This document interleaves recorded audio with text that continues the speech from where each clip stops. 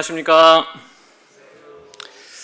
네, 사회자 형제님께 좀 감사드리는 것이 제가 저희 한나자매가 제가 말할 때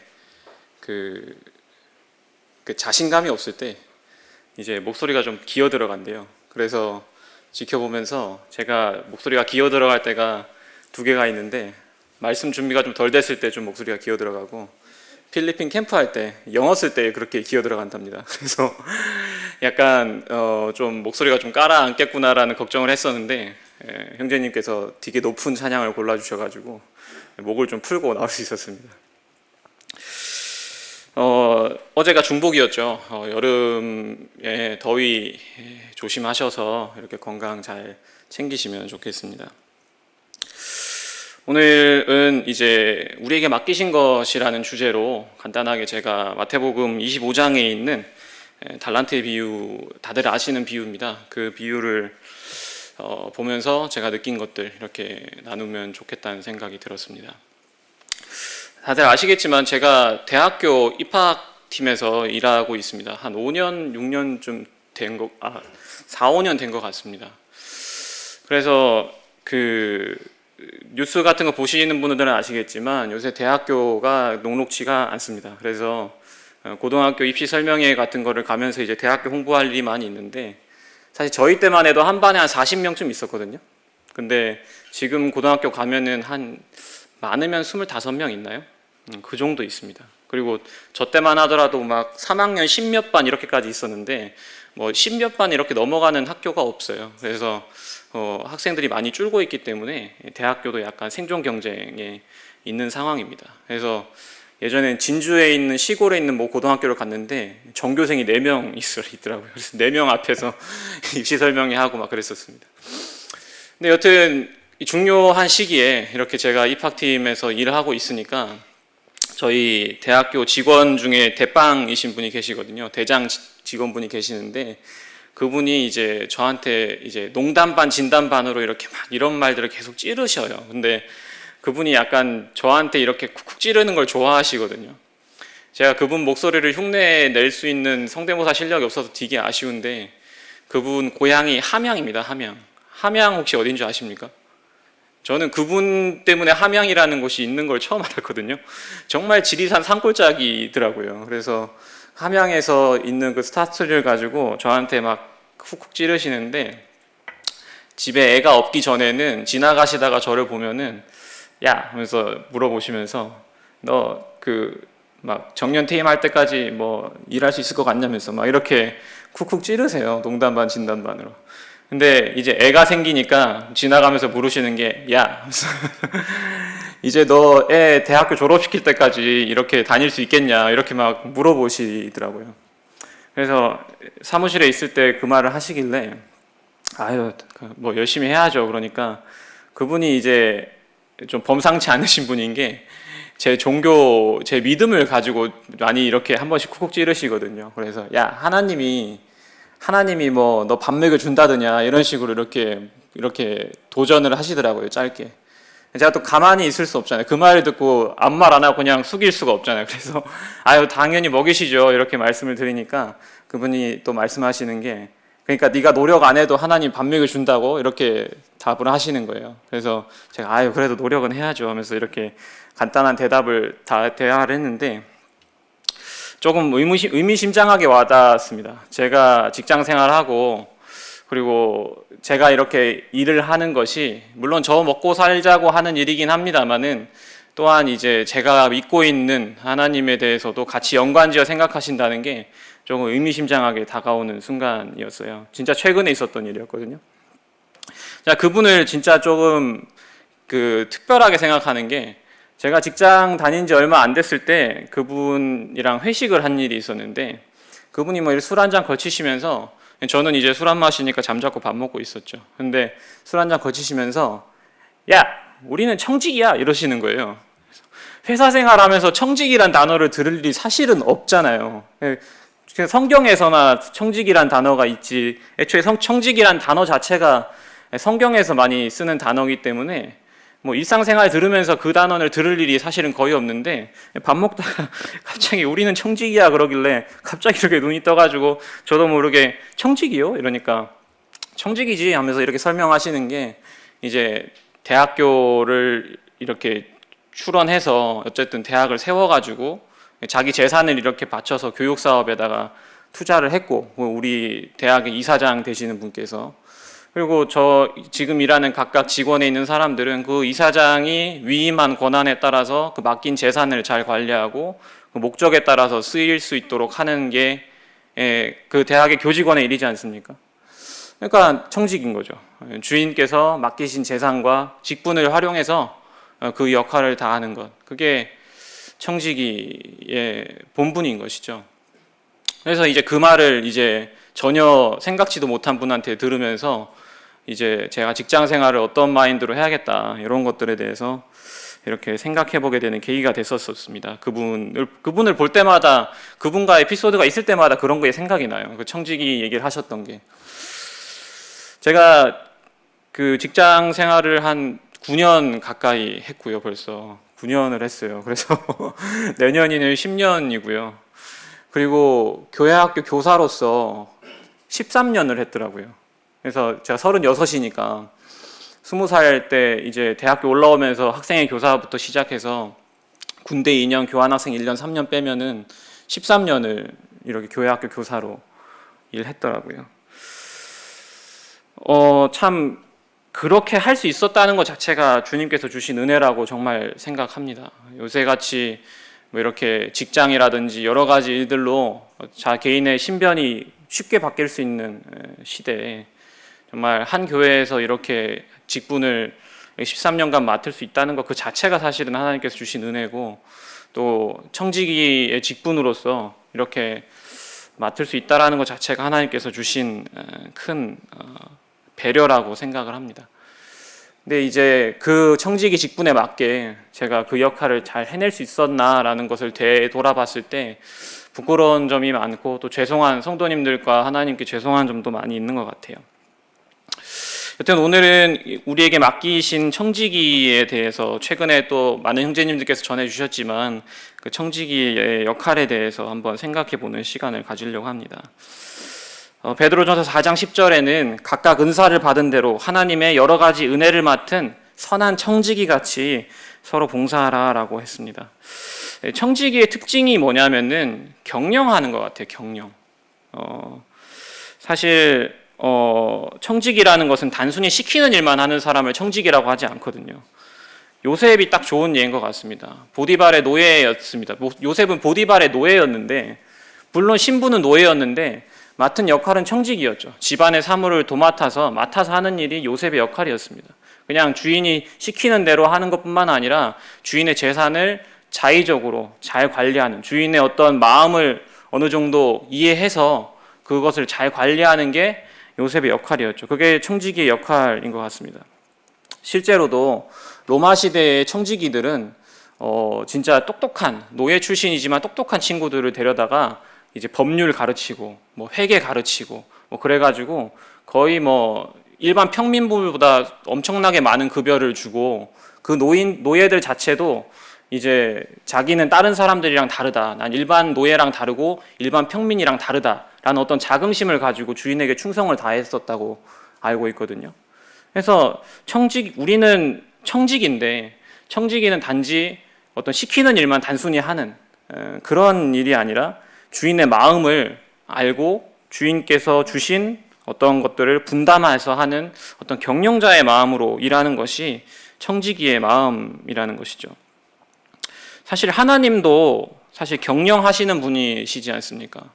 헬라어의 그 오이코노미아라는 단어가 있는데 그게 에베소서 3장 2절에 나와 있는 너희를 위하여 내게 주신 하나님의 그 은혜의 경륜을 너희가 들었을 터이라 할 때 이 경륜이라는 단어가 이제 오이코노미아라는 단어입니다. 이 단어는 이제 관리하다, 다스리다, 나누다, 분배하다 이런 뜻도 있지만 이거는 이제 주인의 입장으로서 다스릴 때 관리하다, 나누다, 분배하다, 다스리다 이런 뜻이지만 이제 받아들이고 이것을 밑에서 하는 사람 입장에서는 이제 관리하다라는 뜻으로 쓰이는 단어입니다.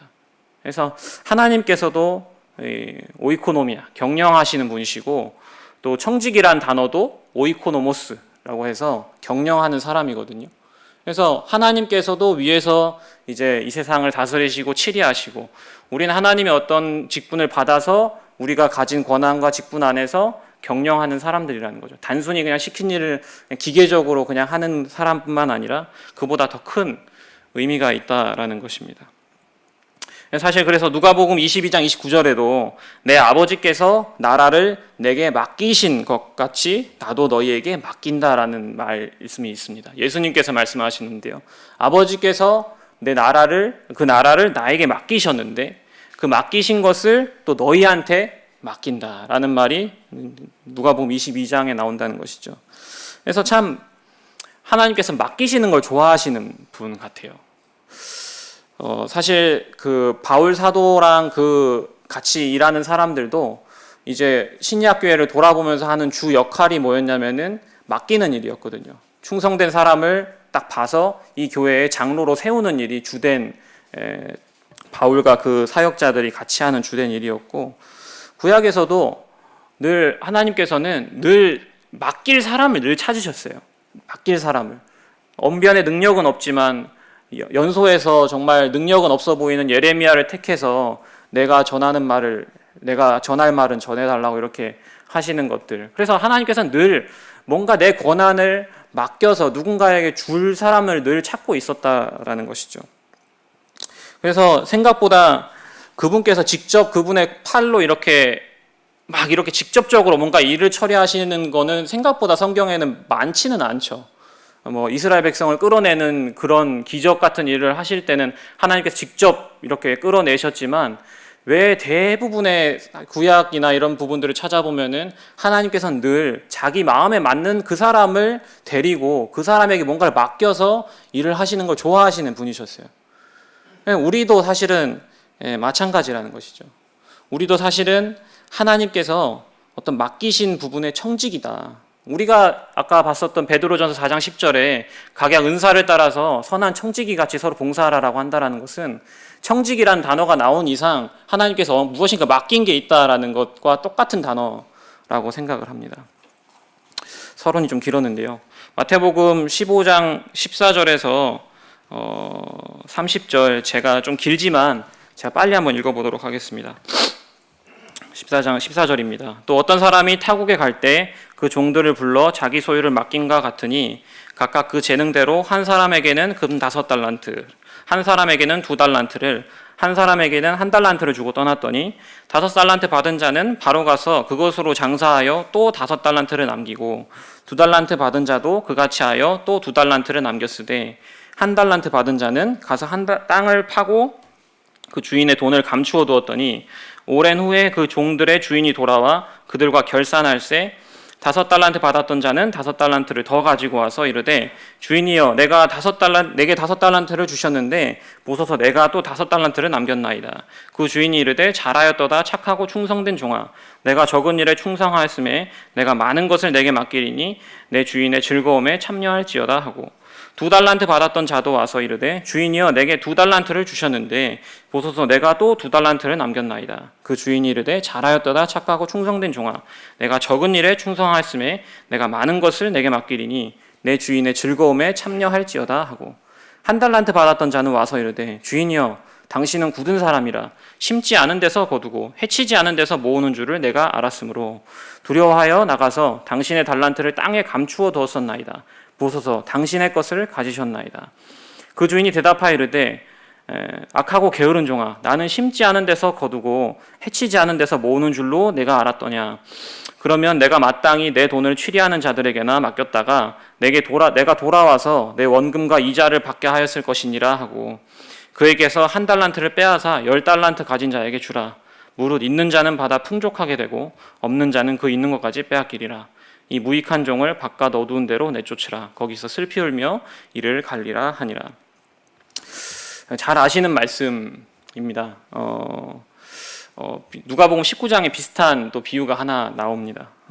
이 말씀의 전반부 24장을 가보시면은 이제 예수님께서 성전이 언젠가 무너질 것이다, 처참하게 무너질 것이다. 그러니까 예수님께서 감람산에 앉으셨을 때 제자들이 와가지고 언제 그런 일이 있습니까? 라고 물어보면서 이제 주님께서 이제 장차 있을 일에 대해서 예언을 쭉 하시는데 그 연속적인 부분으로 이제 이 달란트 비유가 나옵니다. 그래서 모임의 형제님들은 이제 이 비유가 이제 유대인들을 대상으로 한 비유라고 이렇게 분별을 하십니다. 그 25장 첫 번째에 있는 열처녀의 비유도 사실 유대인들을 대상으로 이렇게 한 비유라고 분별을 하시죠. 반면에 이제 누가복음 19장에 있는 또 비슷한 열 문화의 비유가 나오는데 그거는 이제 주님께서 예루살렘 올라가기 전에 삭개오랑 같이 여리고에 있을 때 하셨던 비유입니다. 그래서 그 두 개의 비유를 비교하면서 공부하는 것도 좀 의미가 있다라고 생각이 됩니다만은 오늘은 그렇지는 않고 이 달란트 비유에 대해서 제가 느낀 바에 대해서 조금만 말씀을 드리려고 합니다. 저에게 이 달란트 비유를 보면서 맡긴 것이 우리에게 있구나라는 것을 하나를 깨달았습니다. 그건 바로 직분이라는 것이죠. 주님께서 우리에게 맡기신 것이 있는데 그것은 직분입니다. 근데 많은 사람들이 까먹는 부분이 있는데 직분도 분명히 우리한테 주신 어떤 자원이라는 것입니다.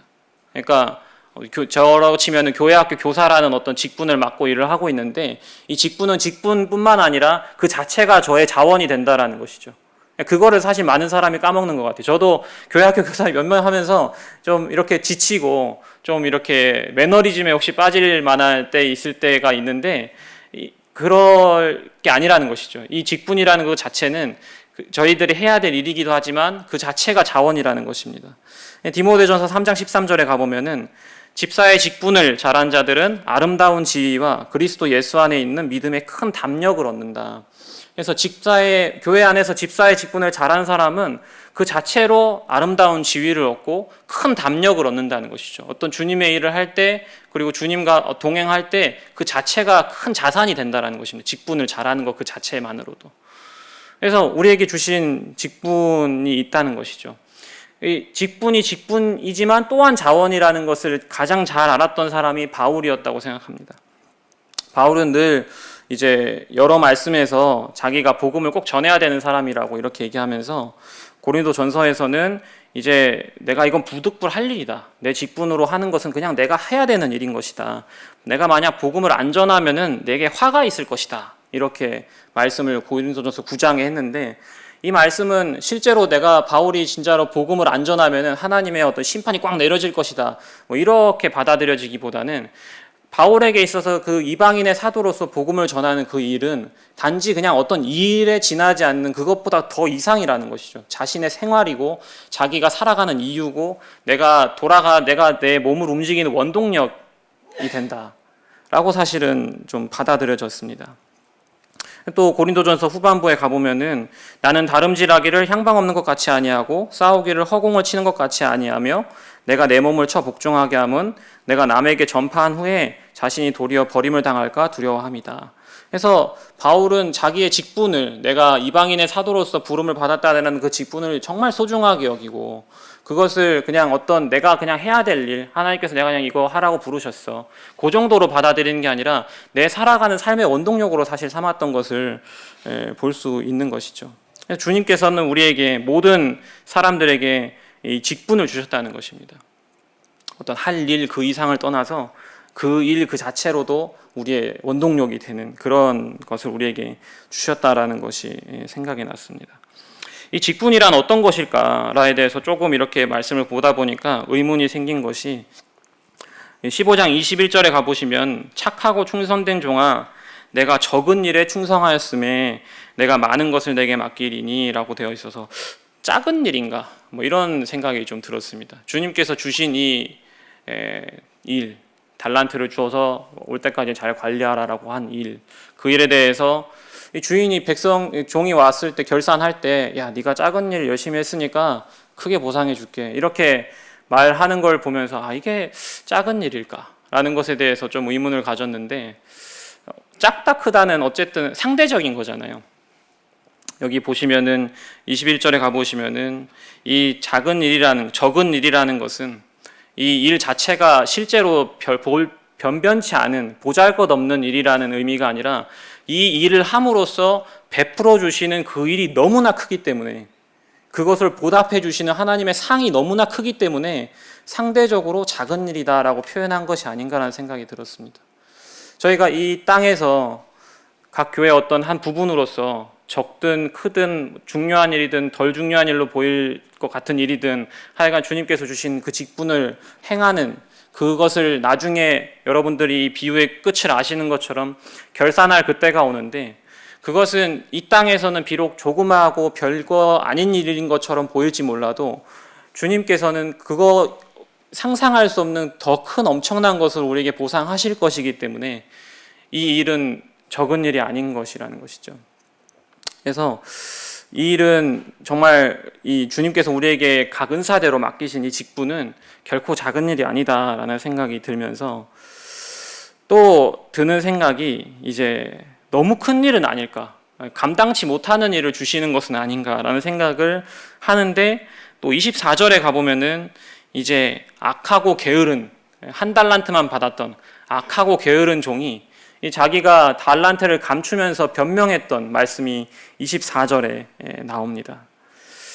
여기서 그 한 달란트 받은 종이 주인에 대해서 생각하는 바가 뭐냐면은, 주인이여 당신은 굳은 사람이라 심지 않은 데서 거두고 해치지 않은 데서 모으는 줄을 내가 알았다.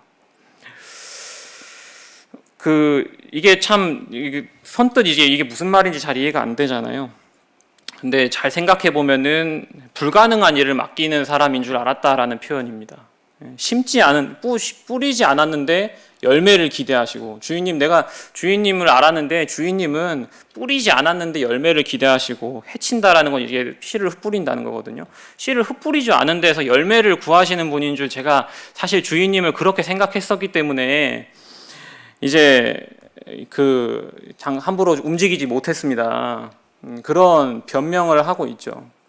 이 악하고 게으른 종의 변명이 때론 저희들에게 자리 잡고 있는 것은 아닌가라는 생각이 듭니다.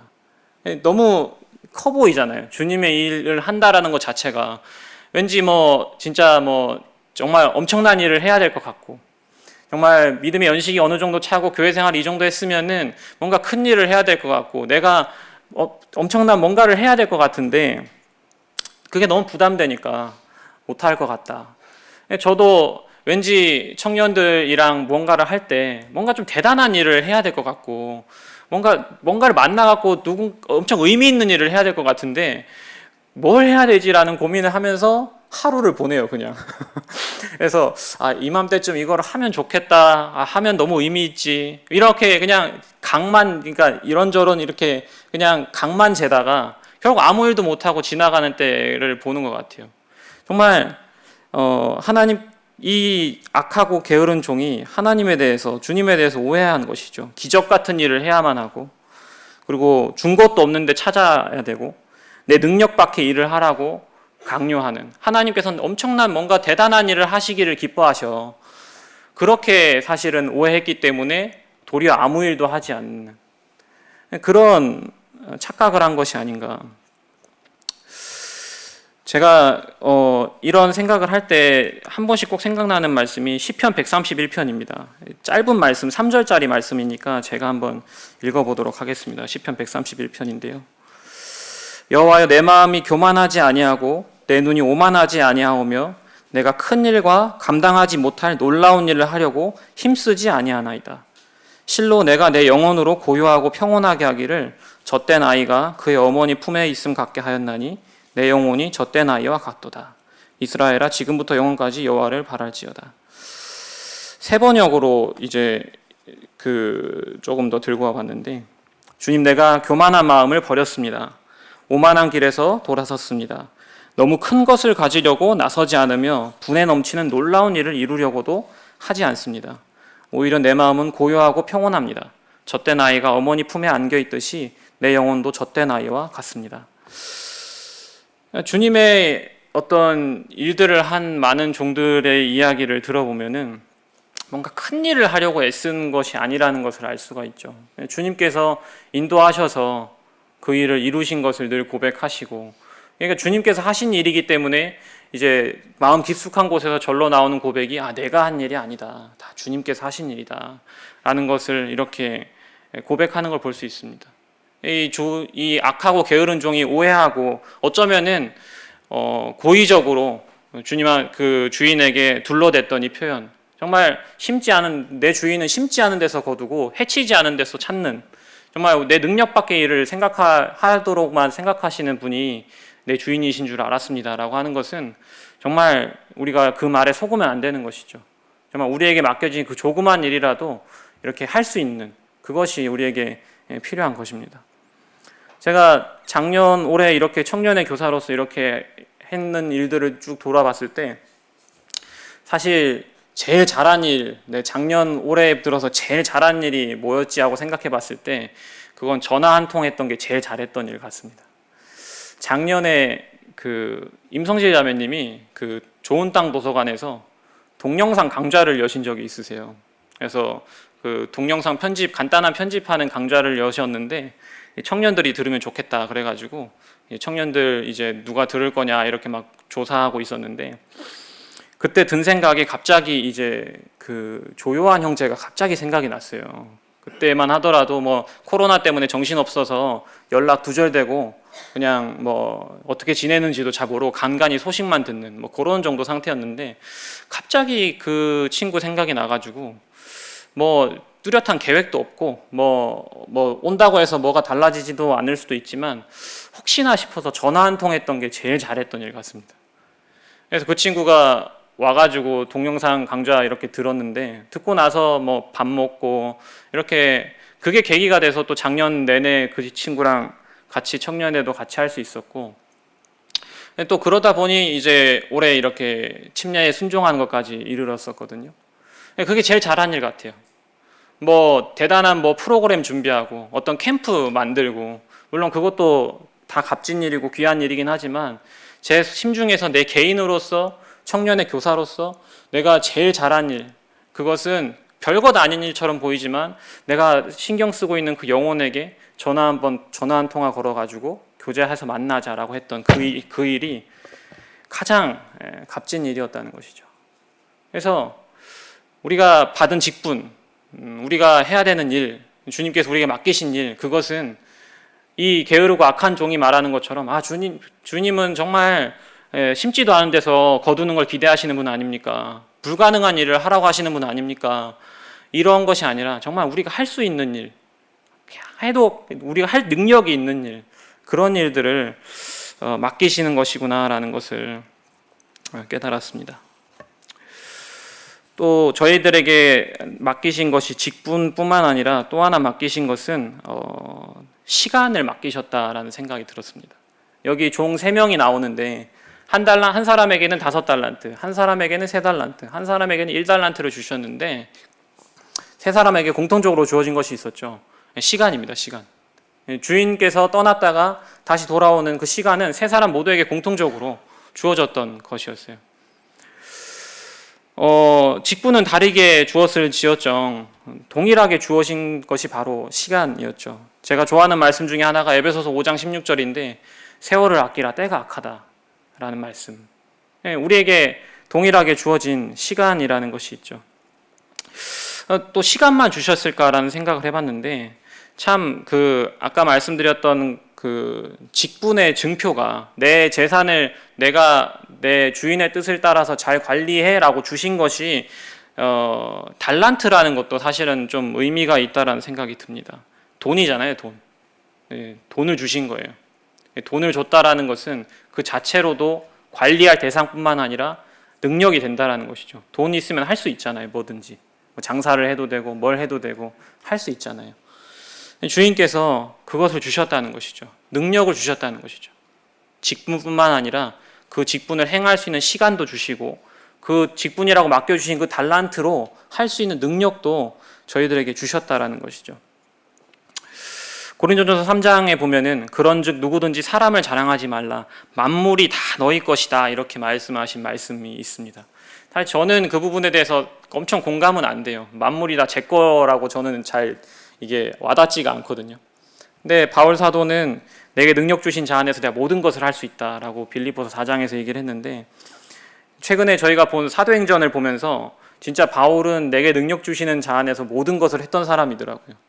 사도행전 후반부에 가보니까 그 왜 예루살렘으로 돌아와서 이제 감옥에 갇히지 않습니까?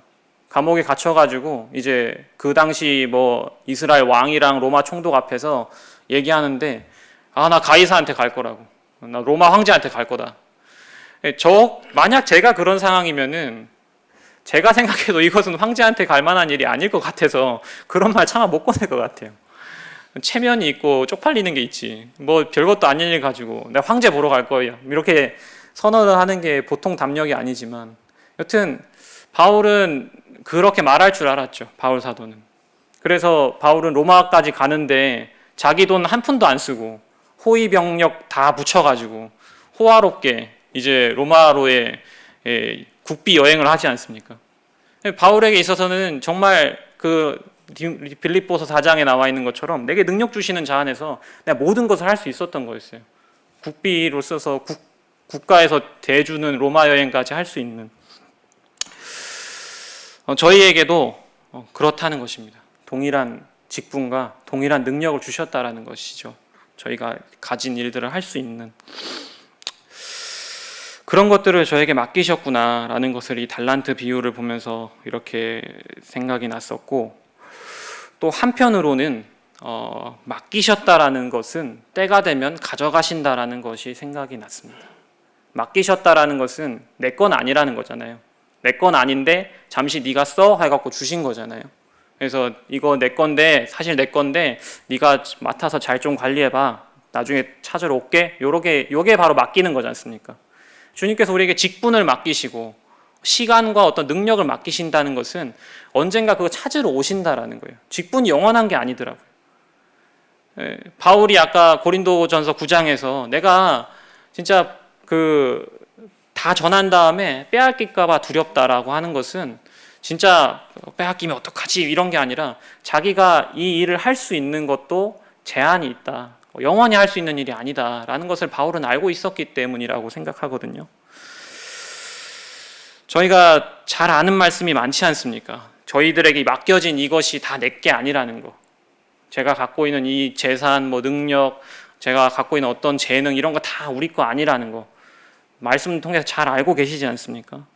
고린도전서 4장에서 보면은 내게 있는 것 중에 받지 아니한 것이 무엇이냐, 내가 받았은즉 어찌하여 받지 아니한 것 같이 자랑하냐. 또 갈라디아서 2장 20절 저희가 잘 아는 말씀입니다. 내가 사는 것이 아니라 오직 내 안에 그리스도께서 사시는 것이다. 너희는 너희 자신의 것이 아니다 라는 것을 이렇게 잘 알고 있죠. 그래서 그 게으르고 악한 종은 그 사실을, 그러니까 이 달란트가 누구 거냐에 대해서 누구보다 신경을 많이 썼던 사람 같더라고요. 그러니까 그 달란트를 감췄죠. 나중에 혹시나 주인이 안 오면은 그거 내 거니까. 그런 것을 볼 수 있습니다. 그래서 마태복음 25장에 가보면은 그 누구보다 이 달란트가 누구 건지에 대해서 계속 얘기합니다. 25절에서 보시면은 당신의 달란트를 땅에 감추어 두었었나이다. 보소서 당신의 것을 가지셨나이다. 당신 겁니다. 당신 겁니다. 얼마나 탐났겠어요. 주인이 안 오면은 내 거가 될 그 달란트. 1년치 봉급이라고 하잖아요. 사실 이 직분, 우리에게 맡기신 이것은 다 우리 게 아니라는 것이죠. 사실 참 그런 것 같습니다. 이 하나님께서 우리에게 주신 은혜가 사실 너무나 크기 때문에 이 세상에서 얘기하는 것과 너무 다른 얘기를 하기 때문에 때로는 그것이 너무나 쉽게 생소해지는 것 같아요. 너무 생소해지고 너무 어색해지는 것 같아요. 그 사실이, 그 대표적인 게 뭐냐면은 내 인생이 내 게 아니라는 거죠. 다 주님께서 나에게 주신 것이고 내 게 아니다 라는 이 성경에서 당연하게 말하는 이 명제, 너의 인생은 너의 것이 아니다라는 이 명제. 근데 세상 우리 이 문 밖에만 나가도 네 인생은 다 네 거고 네가 다 어떻게든 해야 되고 네가 해결 봐야 되는 것이고 네가 네 것을 잘 살아가 나가는 게 세상을 잘 사는 거 비밀이다라고 얘기하는 이 극명한 이 대조. 그래서 어느새 세상에 빠져가지고 그냥 살다 보면은 이 명제가 너무 어색하게 들려질 때가 있는 것 같아요. 저도 내 직장, 요새 대학교 입시 때문에 위기인 내 직장 어떻게 하지? 뭐 내 대출 어떻게 하지? 뭐 이런 것들 다 내 거, 내 자식, 내 가족. 근데 그러다 그렇게 치여서 살다가 내 거 어떻게 하지? 내 거 어떻게 하지? 내 미래 어떻게 되지? 내 고민 어떻게 해결하지? 이러다가 이 말씀을 딱 보면은 사실은 네 인생은 네 게 아니다. 그러면 그 말씀 보면은 너무 생소한 거예요. 뭐지? 하면서 내 인생은 내 거 아니다라는 이 명제가 너무 어색하게 들리는 거죠. 성경에서 당연하게 얘기하고 있는 건데. 우리가 신앙생활을 하면서 내가 믿음 생활을 잘하고 있다라고 판단하는 어떤 지표 중에 하나가 이런 거라고 생각해요. 성경에서 당연하게 말하고 있는 이 명제가 내가 너무 어색하게 들리고 너무 생소하게 들리고 그러면은 약간 노란불 켜진 거라고 봐도 무방하지 않나 생각이 듭니다. 네 인생은 네 게 아니다. 뿐만 아니라 수많은 것들, 내가 항상 너와 함께 있다. 당연하게 나오는 이 성경에 있는 수많은 말씀들이 내가 어느 날 성경을 폈는데 그 말씀이 너무 어색하게 들리고 너무 내 일이 아닌 것처럼 들리고 그때는 신앙생활이 좀 노란불이 켜져 있을 때가 아닌가. 제가 좀 그런 것 같습니다. 저희 직분이 주님께서 주신 것이고 언젠가 가져갈 것이고 제가 그 직분을 행할 수 있는 능력 또한 주님께서 주신 것이고 언젠가 가져갈 것이고 그렇기 때문에 이 인생, 내가 갖고 내가 살아가는 이 인생이 내 것이 아니라 다 주님 것이라는 이 사실이 너무나 어색하게 느껴진다면은 우리가 우리 믿음을 돌아봐야 될 때가 아닌가 하는 생각이 들었습니다. 마지막으로 두 가지를 맡기셨죠. 아까 직분을 맡기시고 능력을 맡기셨는데 우리에게 완전히 그냥 줘버리신 게 하나 있다는 것을 하나 최근에 말씀을 보면서 깨달았는데 말씀 한 구절만 보고 마치도록 하겠습니다. 마태복음 13장입니다. 마태복음 13장 51절 52절입니다.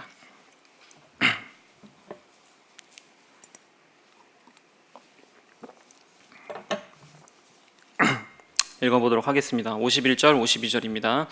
이 모든 것을 깨달았느냐 하시니 대답하되 그러하오이다. 예수께서 이르시되 그러므로 천국의 제자된 서기관마다 마치 새 것과 옛 것을 그 곳간에서 내오는 집주인과 같으니라. 예수님께서 천국 비유를 쭉 이렇게 설명하시다가 마지막 부분에 제자들에게 이제 내가 말한 거 모든 비유 다 깨달았어? 그러니까 제자들이 깨달았다고. 실제로 다 깨달았는지는 잘 모르겠습니다만 하여간 제자들은 깨달았다고 얘기를 하면서 하니까 예수님께서 덧붙이시는 말씀이 천국의 제자된 서기관마다 마치 뭐와 같냐면 집주인과 같다. 그래서 자기 창고에 있는 자기 옛날 거 새 거를 다 꺼내올 수 있는 집주인 같다.